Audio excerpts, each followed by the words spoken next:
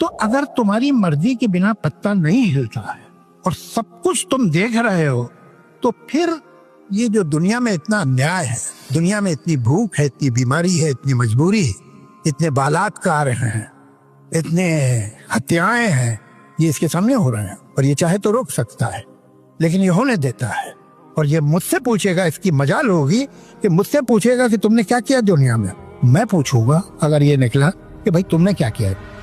جاوید اختر صاحب کہتے ہیں اگر خدا کی مرضی کے بغیر پتہ نہیں ہلتا تو دنیا میں بھوک، بیماری، ظلم، قتل یہ سب کیوں ہے؟ وہ چاہے تو روک سکتا ہے، پھر کیوں ہونے دیتا ہے؟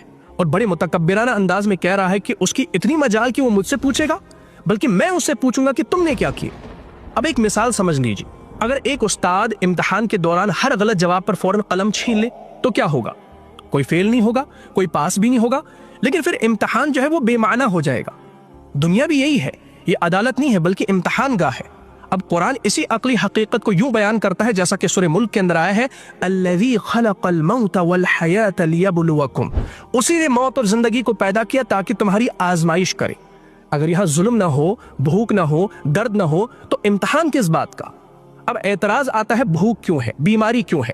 خالص عقل کہتی ہے درد نہ ہو ہمدردی پیدا نہیں ہوتی، قربانی کا تصور نہیں بنتا، انسان انسان نہیں رہتا۔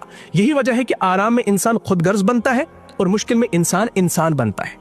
اور قرآن اس حقیقت کو یوں واضح کرتا ہے جیسا کہ سورہ بقرہ کے اندر آیا ہے، وَلَنَبْلُوَنَّكُمْ بِشَيْءٍ مِّنَ الْخَوْفِ وَالْجُوعِ وَنَقْصٍ مِّنَ الْأَمْوَالِ وَالْأَنفُسِ وَالثَّمَرَاتِ وَبَشِّرِ الصَّابِرِينَ، اور ہم تمہیں ضرور بس ضرور آزمائیں گے، کبھی خوف کے ذریعے، کبھی بھوک کے ذریعے، اور کبھی مال کے ذریعے، کبھی جانوں اور پیداواروں میں کمی کے ذریعے، اور خوشخبری ہے صبر کرنے والوں کے لیے۔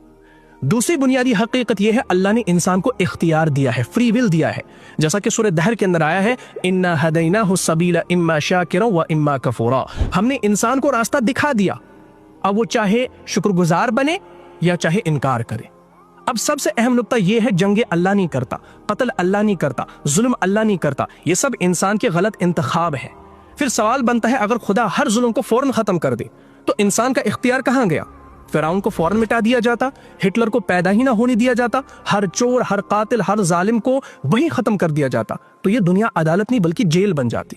قرآن اسی توازن کو یوں بیان کرتا ہے، وَلَوْ يُؤَاخِذُ اللَّهُ النَّاسَ بِظُلْمِهِمْ مَا تَرَكَ عَلَيْهَا مِن دَابَّةٍ، اگر اللہ لوگوں کو ان کے ظلم پر فوراً پکڑ کر لے تو زمین پر کوئی جاندار باقی نہ رہے۔ یہ اللہ کی مہلت ہے، یہ کمزوری نہیں ہے۔ بھوک اور بیماری پر بھی اعتراض ہوتا ہے۔ رسول اللہ صلی اللہ علیہ وآلہ وسلم نے فرمایا، ما يصيب المؤمن من نصب ولا وصب ولا هم ولا حزن ولا غم حتى الشوكة يشاكها الا كفر الله بها من خطاياه، مسلمان کو جو